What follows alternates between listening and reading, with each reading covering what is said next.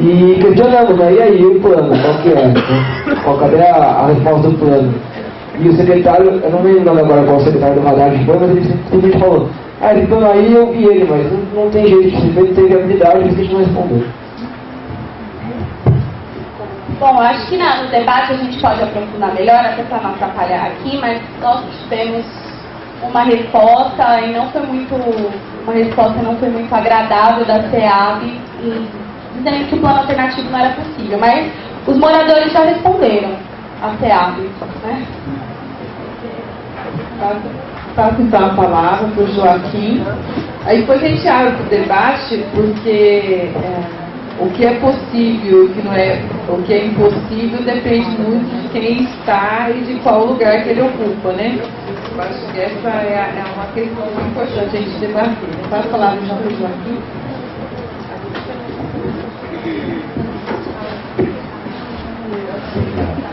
Não vai mais. Não, tá bem. Não, tá bem, vou ficar em pé.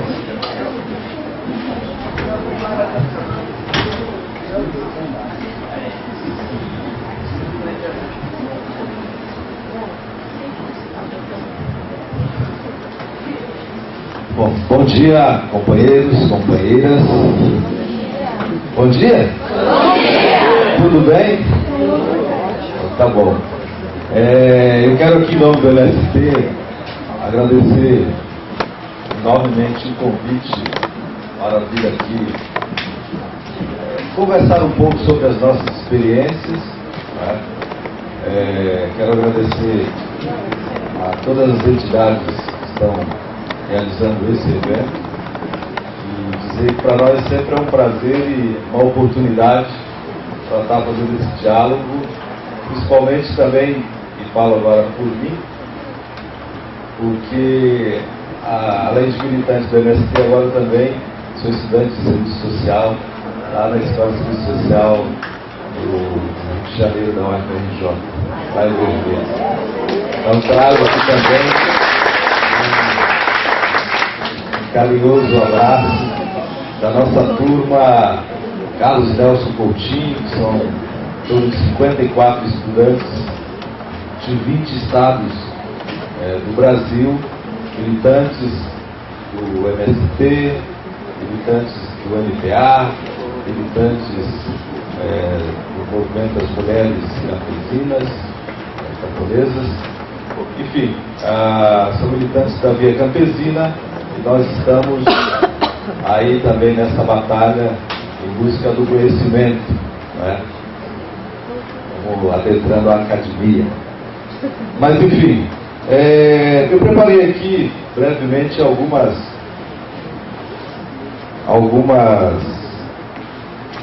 temas que eu achei que seria interessante a gente trazer para o debate aqui, quando está se falando das lutas sociais e a produção do conhecimento.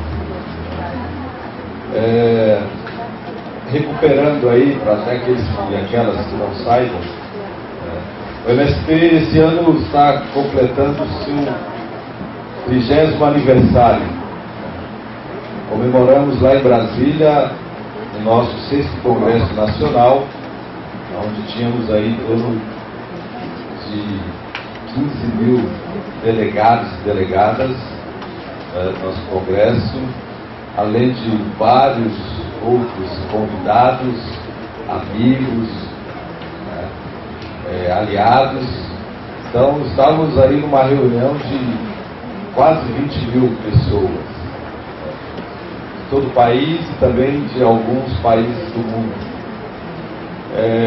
E para nós celebrar esse aniversário de 30 anos foi importante porque nós entendemos que precisamos cada vez mais estar fazendo uma leitura bastante realista da nossa sociedade e a partir daí projetar as nossas forças e a força da nossa organização para cumprir aí uma tarefa no próximo período.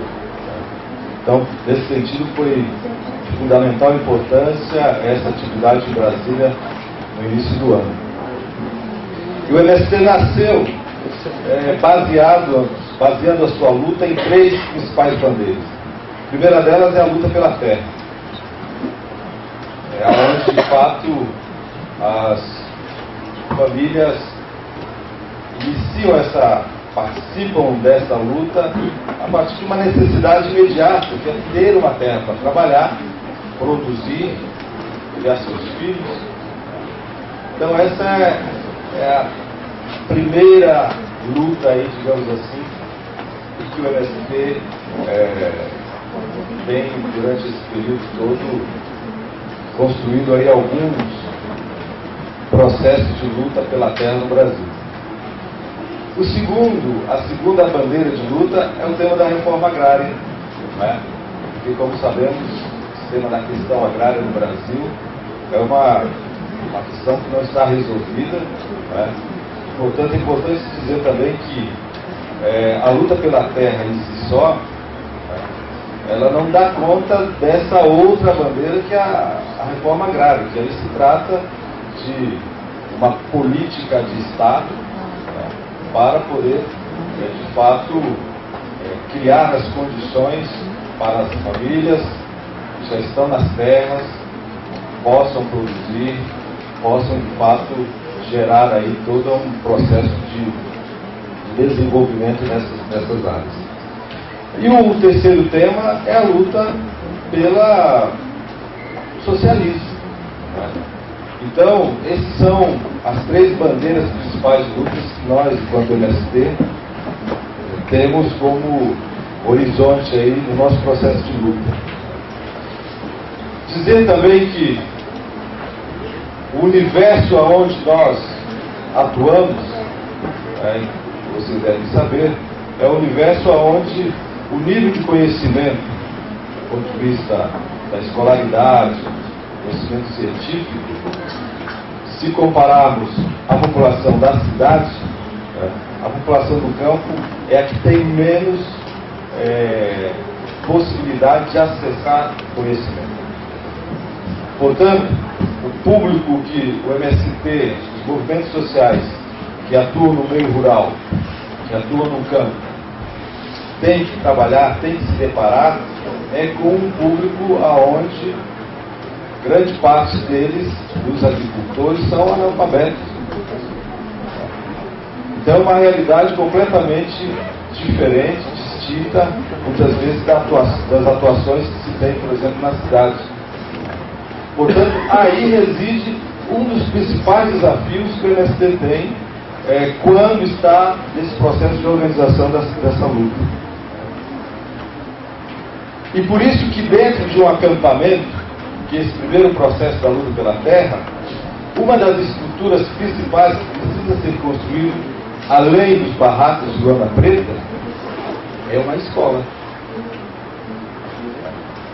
É uma escola. Então, não é feito apenas porque é bonito, não, apenas é feito porque é uma necessidade e é parte da luta. Portanto, as chamadas escolas itinerantes, né, em alguns estados isso já é considerado uma proposta já oficial pelas secretarias de educação, mas outros estados eles continuam essa luta para se reconhecer essa estrutura como de fato oficial. Também, desde o início, o MST se baseou em todo aquilo que foi o acúmulo da pedagogia do Paulo Freire como uma base para poder desenvolver toda a nossa proposta educativa.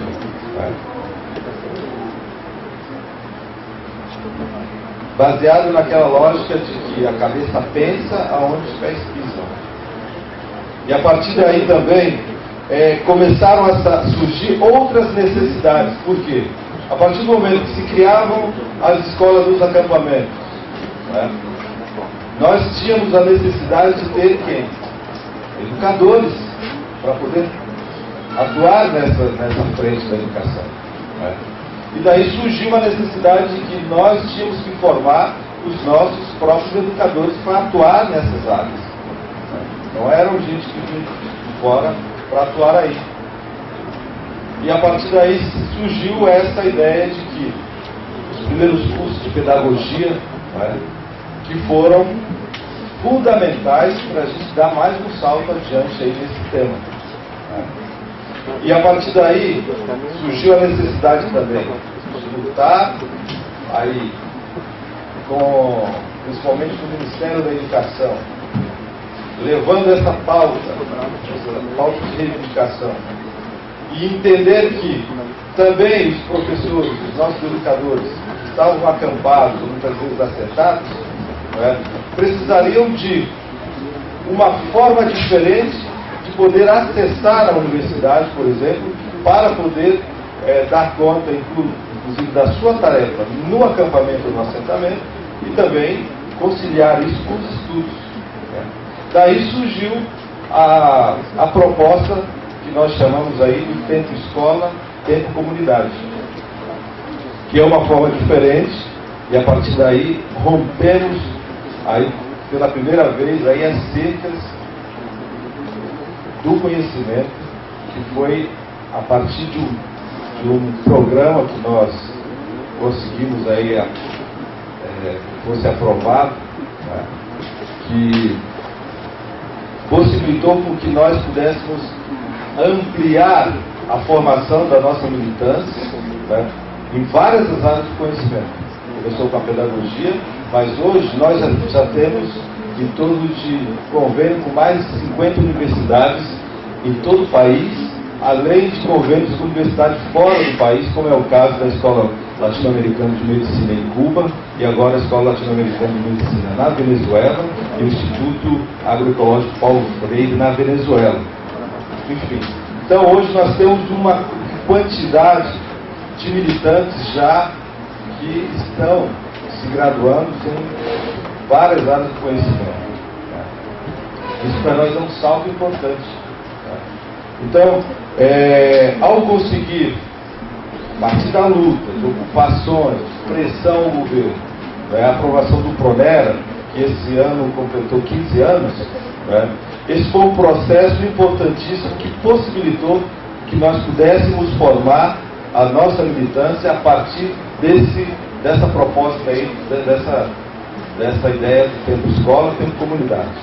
Ficamos aí em torno de 2 meses na universidade, um estudo intensivo, para dar conta de todo o currículo semestral, e depois retornamos para as nossas áreas, onde continuamos nossos trabalhos da militância, no semestre retomamos de novo a universidade, enfim, e isso já são, nós estamos fazendo um levantamento para saber quantos são hoje os militantes que já estão formados e os que já estão em fase de formação na graduação, além de uma quantidade que já estão fazendo mestrados.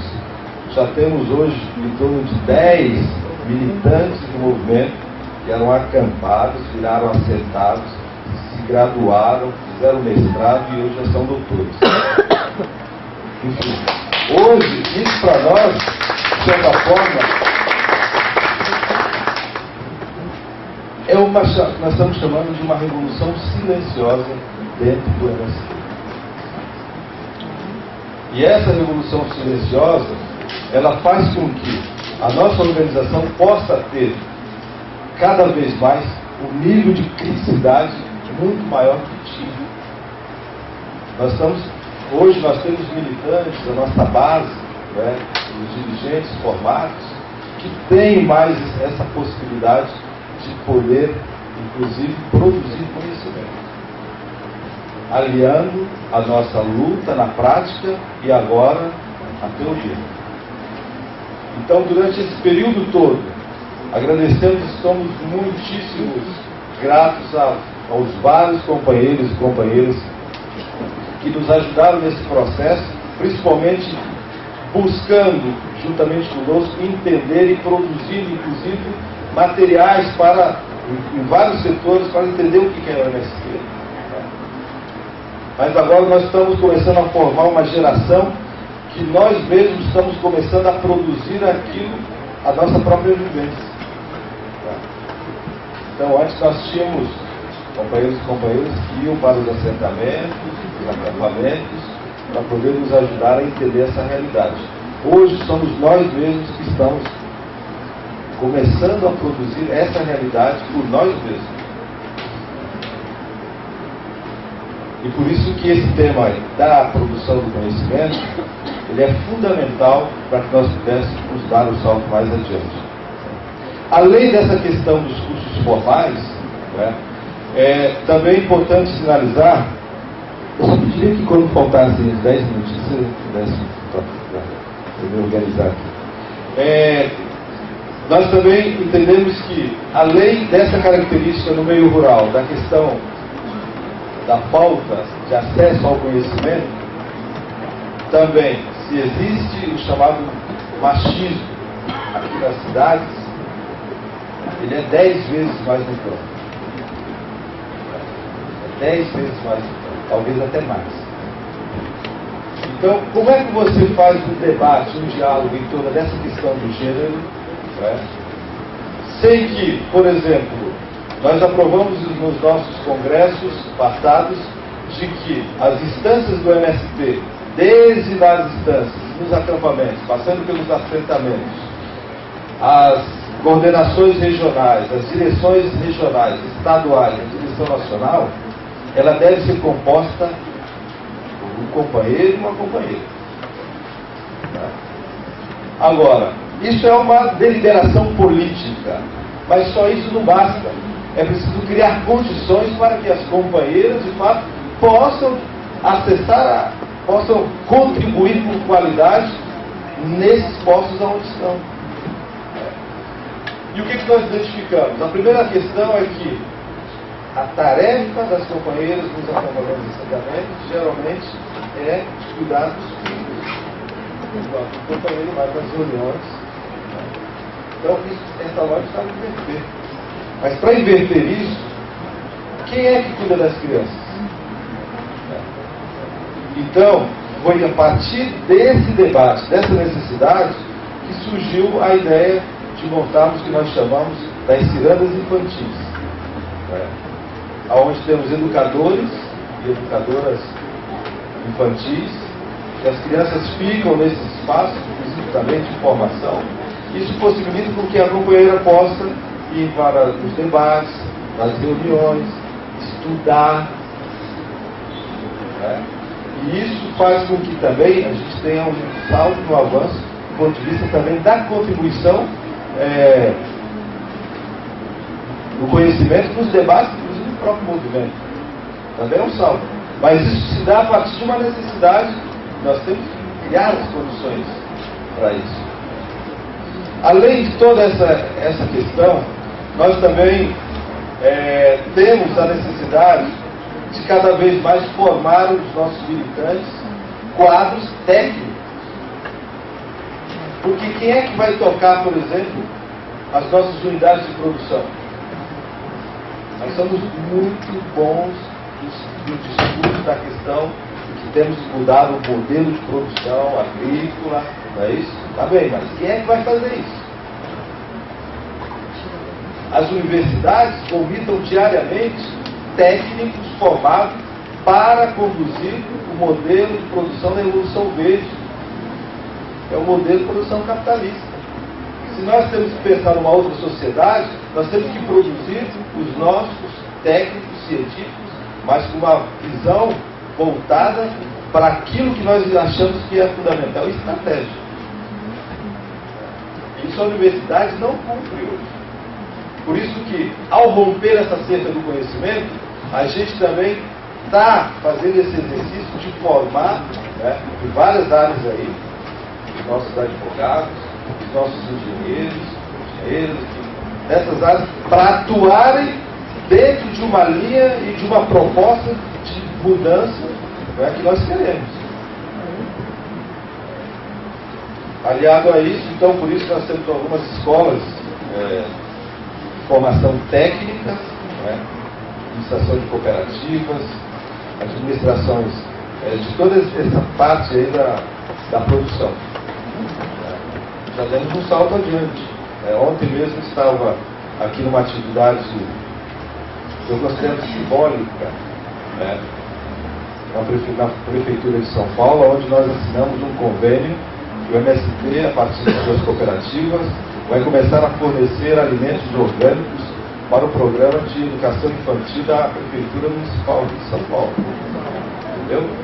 E isso para nós é um avanço monstruoso se nós conseguimos aliar esta questão da produção no campo, uma produção orgânica, uma produção, uma nova matriz tecnológica, e aliar ao consumo com crianças, com educação, né? E o poder público entender essa dinâmica como um passo adiante, isso é fantástico. Isso você não vão ver no Jornal Nacional, enfim, mas para nós isso é fundamental. A outra questão que também nós temos como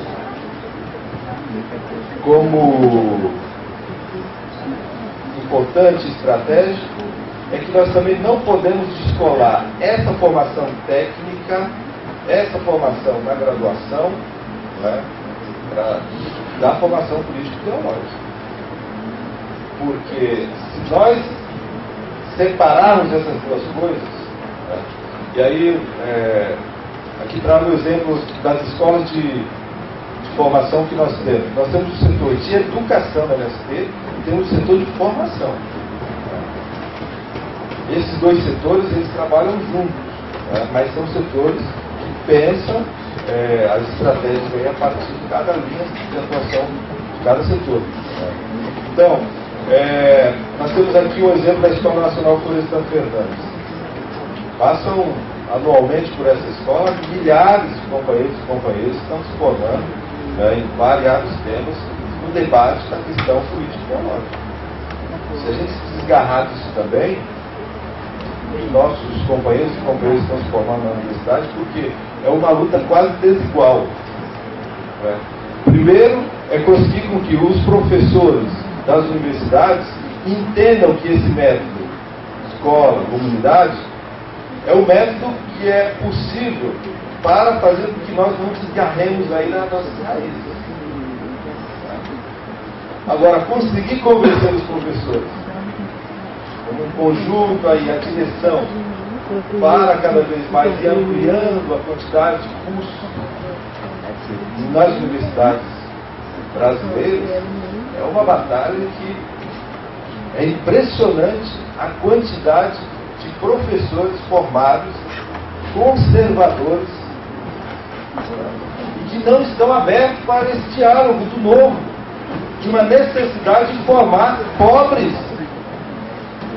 Eles, de certa forma, existe uma quantidade, mas é uma grande maioria de professores e professoras nas universidades públicas do nosso país que fazem um jogo da direita, estão aí como os pedestais do conhecimento, mas servem de puxa aí desse projeto do neoliberalismo, projeto capitalista. E não conseguem abrir a sua cabeça para o novo, para os desafios. E nós precisamos colocar a universidade, como diz o Che Guevara, precisa se pintar de todas as cores, né, de povo. Vejamos o caso, por exemplo, dos cursos de medicina. Nós temos já mais de 100 médicos formados que estão hoje atuando em todo o país nesse programa aí do Mais Médico. Mas talvez a quantidade de médicos formados lá em Cuba, nosso pessoal, deve ter mais negros do que todos os cursos de medicina aqui no Brasil. Se somar todos, é capaz de ficar.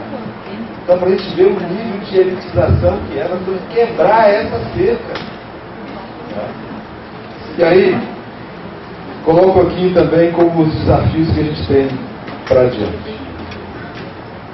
Primeiro, hoje no meio rural, hoje no campo, a gente sabe que o sistema capitalista está em crise.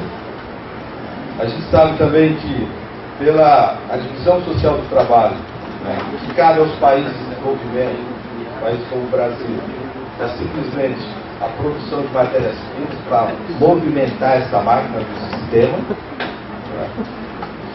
E quando se deu a crise, cada vez mais se percebe a vinda de capitais aqui para o nosso país, principalmente para investimentos na área em terras, mineração, os chamados commodities agrícolas, enfim. Existe uma mudança considerável da atuação do capital no campo hoje. E isso faz com que nós tenhamos que repensar a nossa forma de luta e a nossa forma de enfrentamento. Hoje não é mais hegemônico no campo brasileiro o enfrentamento contra o latifundiário atrasado. Hoje nós temos que fazer o enfrentamento, como foi feito aqui na região de Aras, contra a Cutrale. Mas quando a gente ocupa essa fazenda da Cutrale, que é uma fazenda grilada, está completamente ilegal, o bombardeio que vem de parte da mídia, inclusive de setores da sociedade que se dizem de esquerda, contra o MST, porque está fazendo uma luta numa área produtiva. Então, hoje mudou a característica da luta no campo e nós temos que enfrentar inimigos poderosíssimos, que é essa junção do agronegócio, dessa aliança com o setor financeiro internacional. E para isso nós temos esse desafio de cada vez mais termos militantes capacitados para ajudar nesse enfrentamento dessa luta. Nós também discutimos agora no Congresso Nacional que a nossa proposta agora não é mais aquela reforma agrária clássica lá do século passado. Já não cabe mais hoje no nosso país. Se nós queremos dar um avanço, nós temos que começar a discutir o que nós estamos chamando de reforma agrária popular, que inclui a questão de uma nova matriz de produção, uma nova tecnologia, produção de alimentos sadios sem venenos, mas para isso são formas mais. Inclui fazer um debate intenso com o Estado brasileiro sobre as políticas públicas por meio rural, para o campo. Pensar o campo, de fato, desde aí, e não de fora para dentro. Inclui, dentro dessas políticas públicas, pensar a questão da educação nessas áreas, pensar a questão da saúde, toda a infraestrutura, pensar a agroindustrialização dos produtos, porque os agricultores precisam agregar valor nos produtos, acabar com esse negócio dos atravessadores. Enfim, é um conjunto de políticas, um conjunto de atividades, de propostas que nós temos que discutir e temos que colocar em prática. E aí finalizo dizendo o seguinte: nós, ao acessar aí a universidade, estamos percebendo, e espero que vocês também possam dizer isso depois do debate, é que quando a gente procura literatura, serviço social, que estude, que reflita a questão agrária, é difícil votar. Inclusive, nem na mesa aqui nós vamos ter, Não, ela falou que o tema aí da questão agrária, o senhor não veio. Do Cresce. Não, a professora a gente conhece lá de Cresce. Mas eu estou dizendo que falta hoje literaturas que possam ajudar a todo esse debate sobre essa questão agrária e o serviço social. Não temos. E o nosso desafio enquanto estudantes lá é isso, nós temos que começar a produzir esses conhecimentos que possam nos ajudar a entender melhor, e a enfrentar essa grande batalha que nós temos aí pela frente. Então era um pouco isso que eu queria trazer aqui para concluir o debate. Muito obrigado.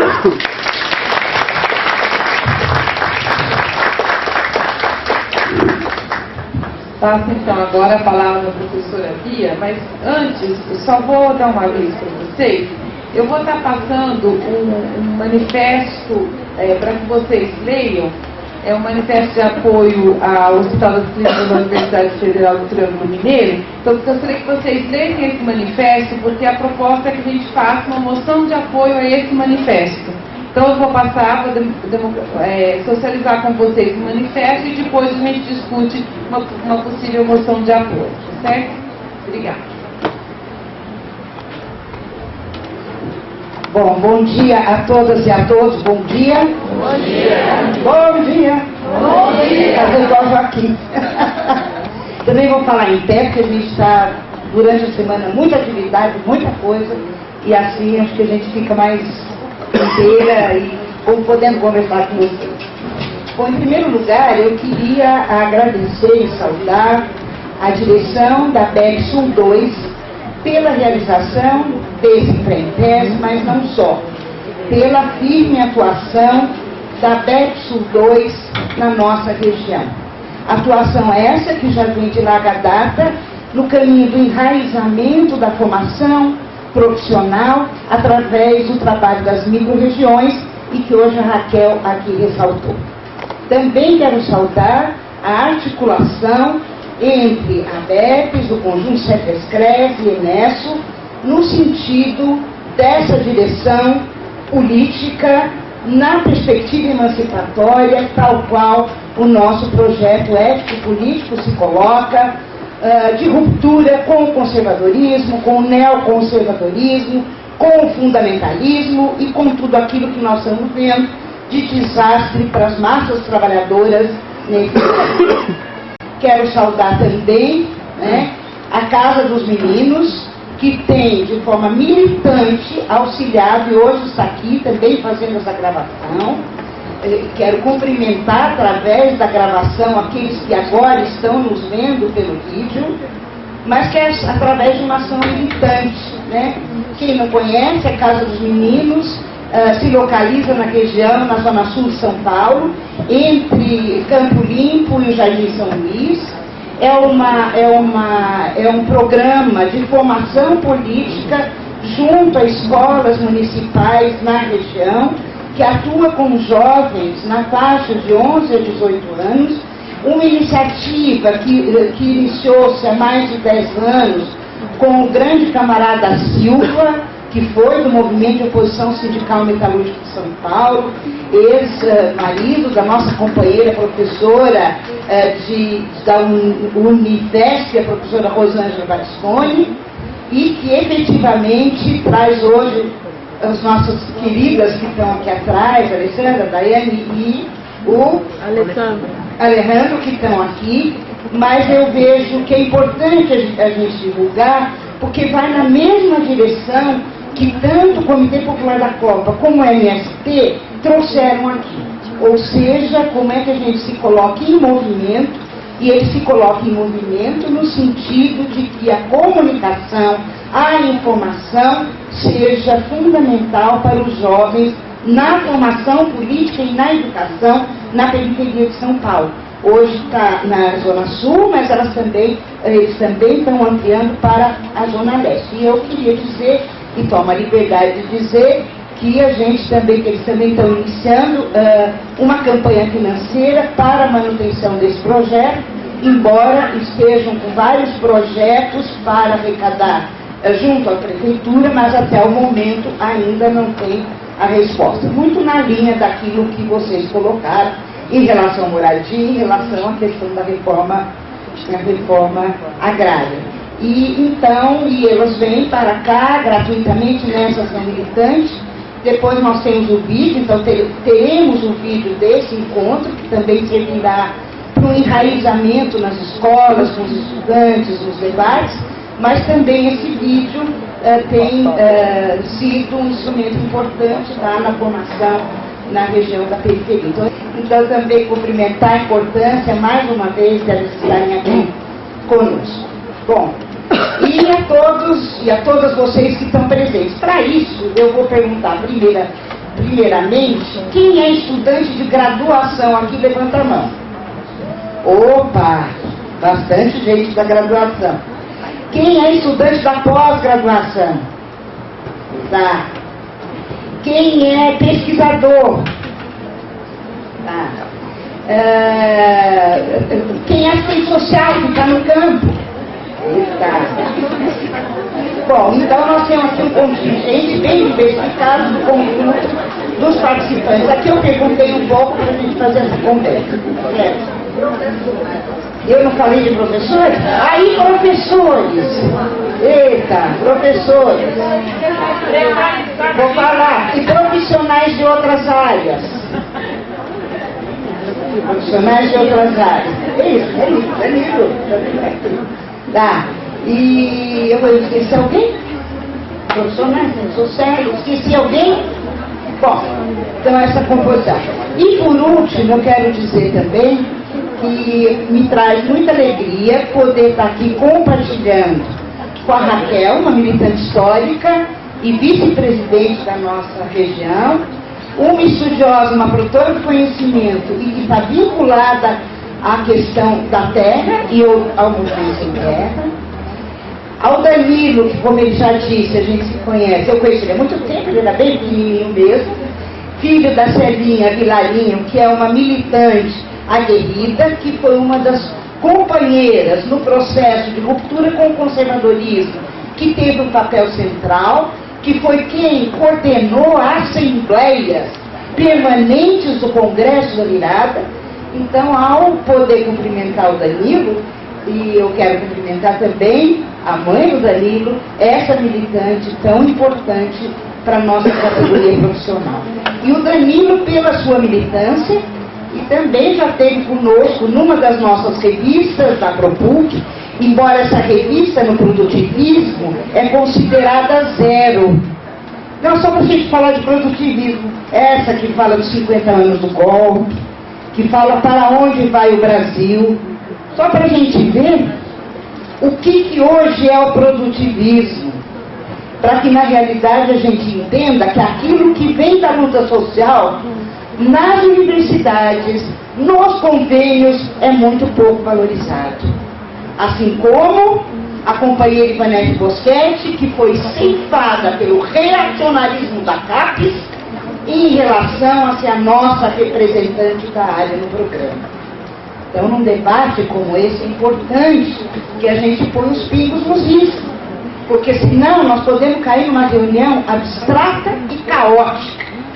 E como dizia o velho Marx, nós temos que partir das situações concretas, das reivindicações, das lutas sociais reais, da classe trabalhadora, e aí incluir os assistentes sociais como trabalhadores em nossa condição de assalariamento. Portanto, na divisão social e técnica do trabalho, fazemos parte do conjunto da classe e temos um projeto ético-político não de fora, como diz o Joaquim, mas enraizado, articulado e a partir das necessidades reais e objetivas da própria classe.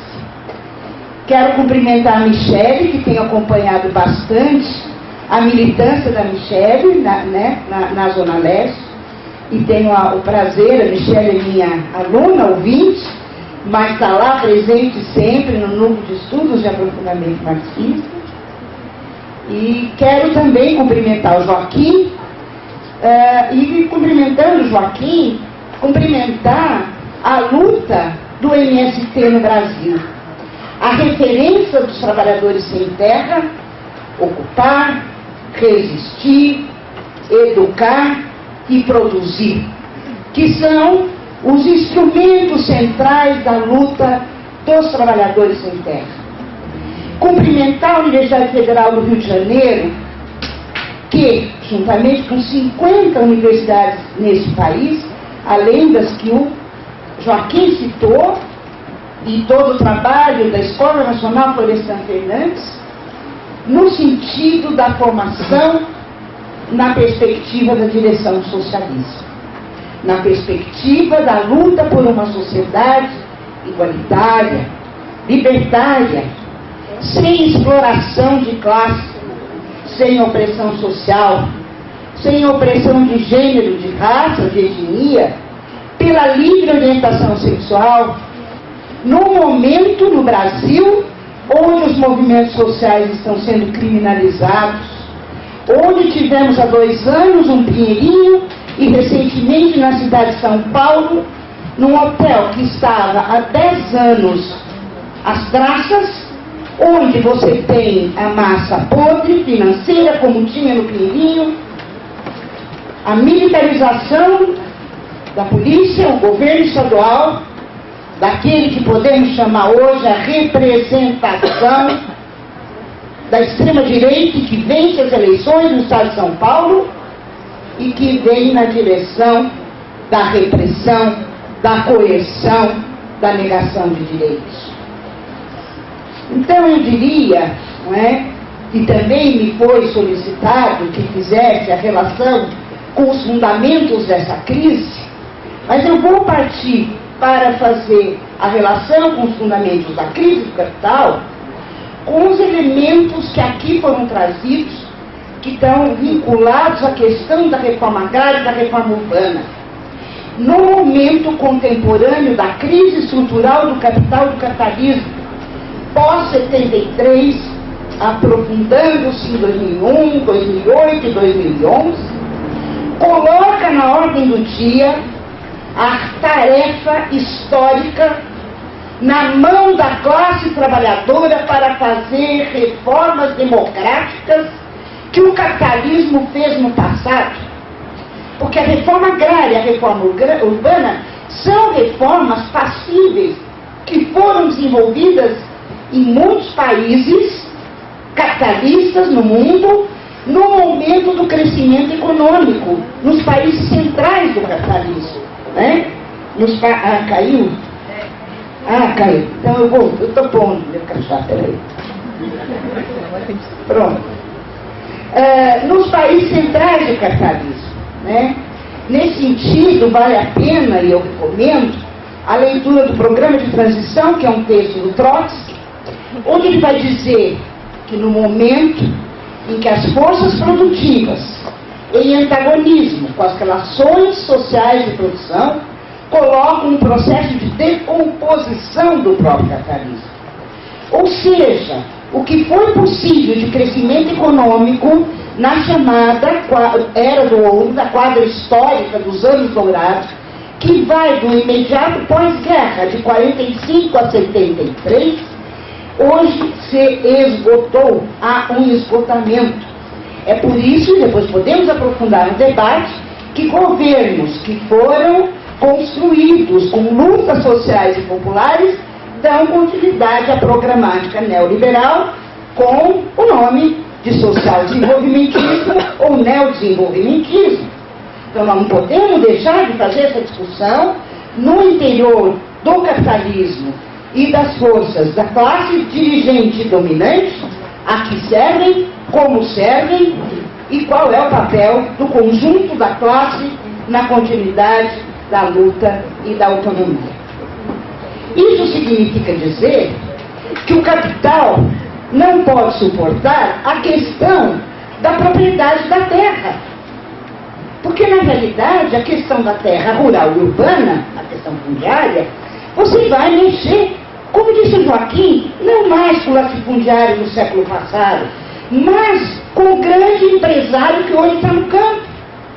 É por isso que a luta dos trabalhadores da cidade e do campo, elas têm que ser lutas unitárias, porque hoje no campo são trabalhadores assalariados, mal remunerados, precarizados, tá certo?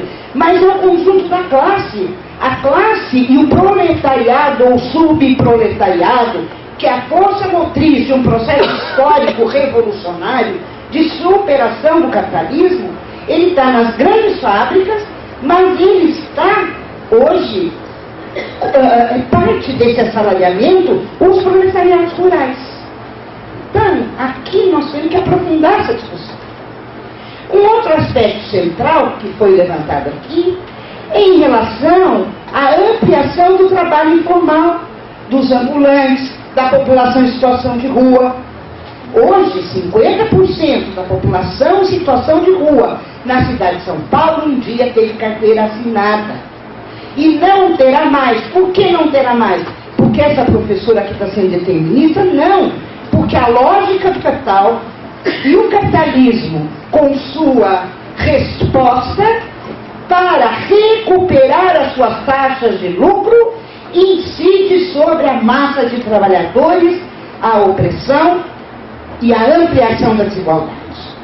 Nós vivemos o chamado social-desenvolvimentismo, e é bom que se diga no Brasil que a resposta... Vou pegar primeiro, eu tenho um pouquinho de tempo? Quando? Ah, tá bom, então dá para pegar a questão internacional. Até aí está dando, gente? Está confuso? Pela manhã. Está confuso pela manhã. Não, porque a gente trabalha, depois eu não estou nem lendo. Eu fiz todo um roteiro, escrevi a palestra, estou aqui falando. Mas então tá bom, está dando para... Né? Então, vejam, o que eu estou chamando a atenção é que se quer bandeiras democráticas. Hoje o capitalismo não a suporta mais.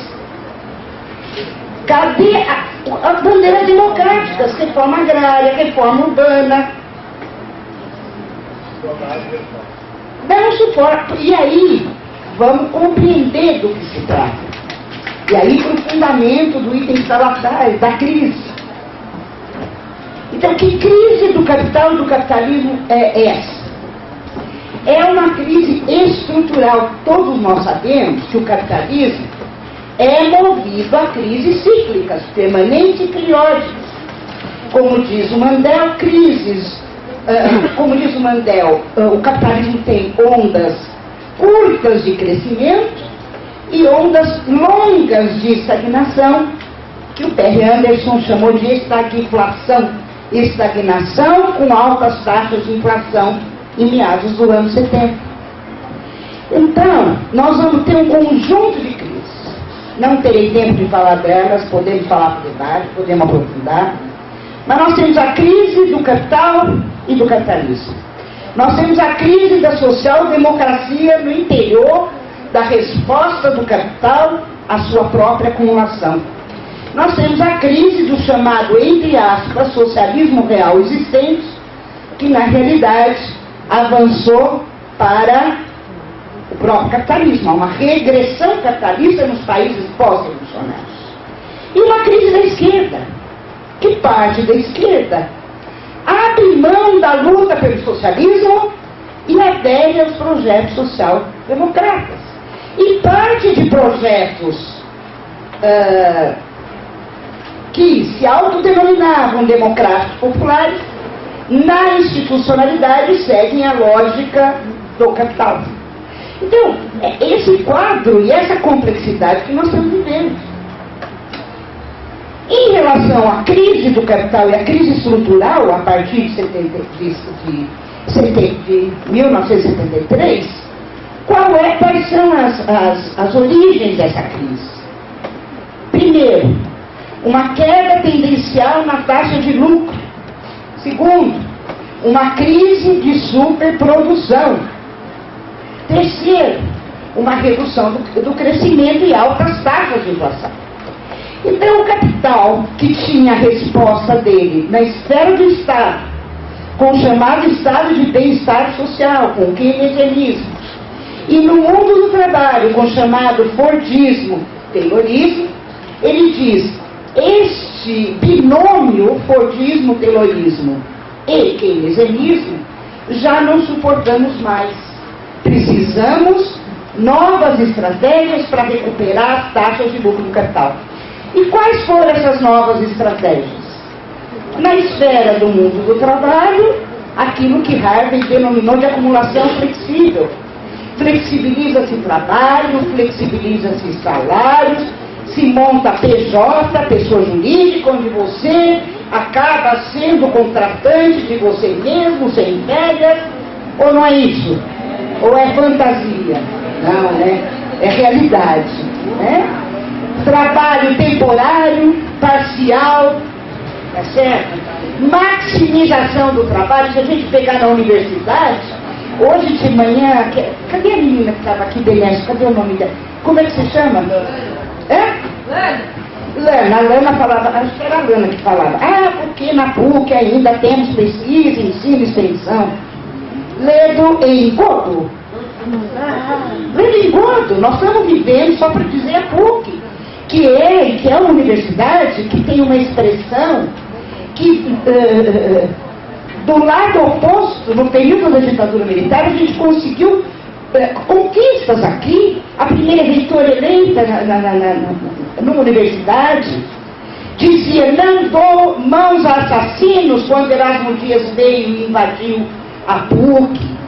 Acolheu intelectuais como Florestan Fernandes, Otaviani, Paul Singer, Paulo Freire, Maurício Trachtenberg, ou seja, que tinham sido exilados pelo decreto 477, pela lei Suplicy de Lacerda, e vieram, quer dizer, um setor marxista, onde o serviço social passa a ter uma interlocução com o marxismo a partir daí. Hoje nós estamos tendo cada vez menos as extensões, tá certo? Como parte da formação, e as pesquisas agora no novo contrato estão sendo previstas para doutores que estão na pós-graduação, através do CNPq. Está vendo? Agora, cadê o ensino, a pesquisa, a extensão, cuja utilidade social, e eu estou dizendo da PUC, mas nós vamos ver uma situação de destruição de ensino, como estamos vendo na USP. E aí a importância da greve de 120 dias dos trabalhadores na USP, e na Unicamp, e na Unesp, mediante o 0% de aumento em relação àqueles trabalhadores, onde nós estamos também vendo na universidade pública as privatizações em relação aos hospitais, às reservas, em detrimento da universidade pública, laica, gratuita, presencial e universal. É claro que a gente tem a percepção de que uma escola sem classes só ocorrerá numa sociedade sem classes, ao que Marx chamou de uma sociedade comum a todos, a sociedade comunista. O que é essa sociedade? É uma sociedade da auto-organização dos indivíduos sociais e livres, auto-organizados, pelo fim do capital, da exploração da força de trabalho humano e pelo fim do Estado. Porque o Estado é o estado de dominação. Porque a hora que ele precisa colocar um aparato repressivo na rua, ele o coloca. Nós vivemos no Brasil onde os órgãos de segurança ainda se mantêm com os órgãos da ditadura. Não é à toa que nós tivemos durante esse processo em que pese o que o Danilo corretamente colocou, que quem somos nós, para o enfrentamento direto com a polícia, que não temos armas, né?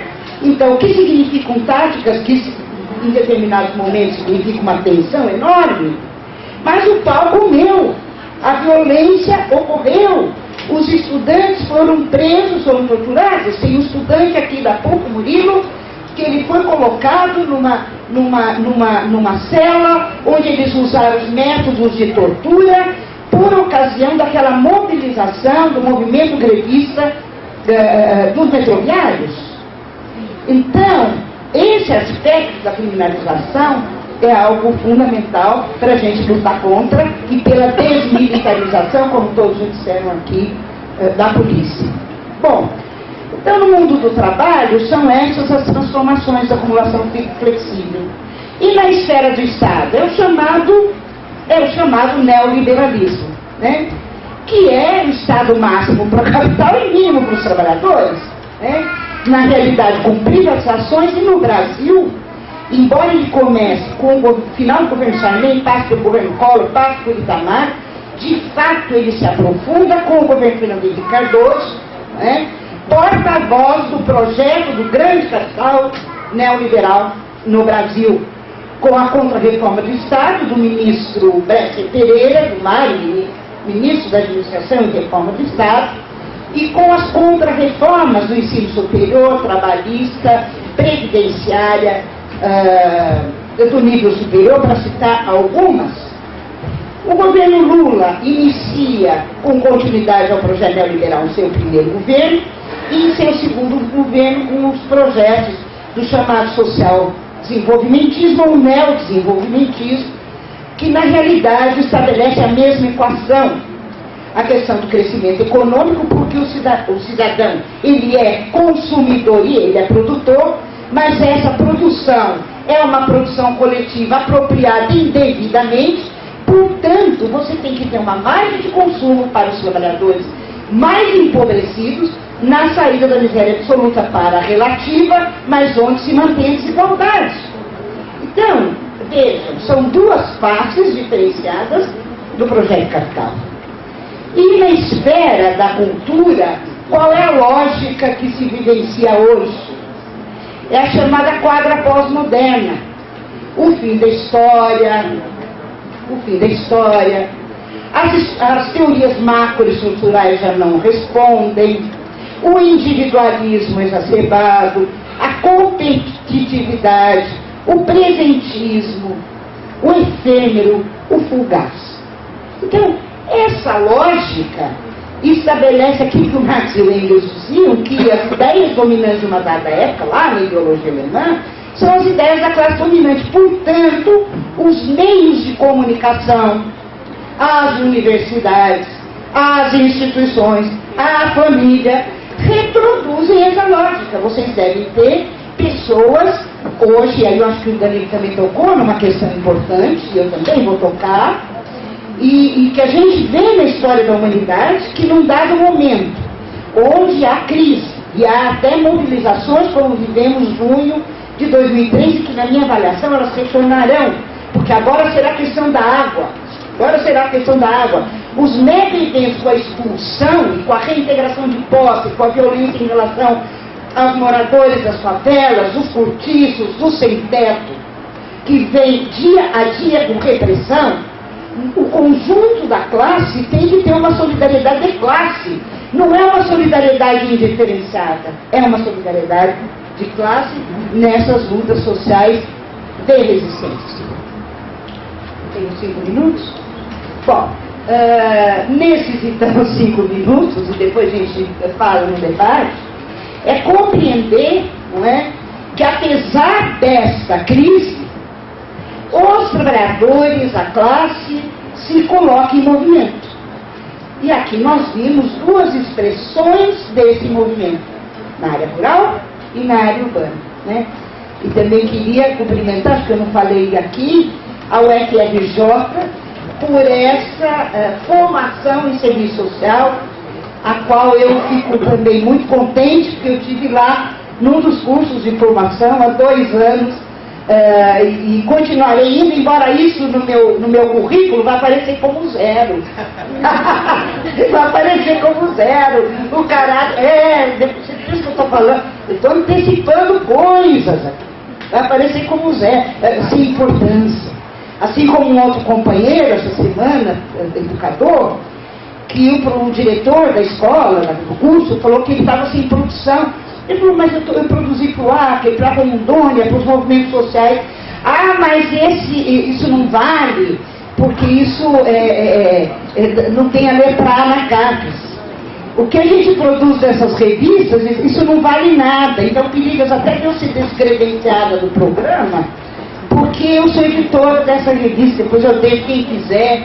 Tem essas revistas lá na Propu, que é penúltima, 50 anos do golpe militar brasileiro, para onde vai o Brasil. Porque se a gente não fizer relação com o cotidiano, eu vou fazer uma discussão que não...